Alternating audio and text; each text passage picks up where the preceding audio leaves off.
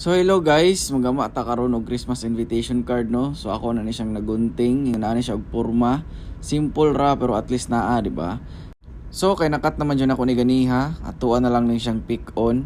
Kay nato ang pataptan og glue stick, then atong ipatapot. So ingani na siya porma mates.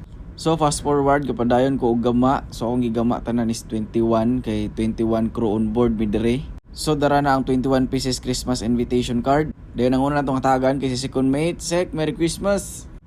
So kay naman ta diri sa bridge, no, weather check sa ta. So lamig ang panahon, dili kusog ang hangin, dili pod kusog ang balod. Let's go mates, ato na nang i-distribute. So first stop nako kay diri sa D-deck.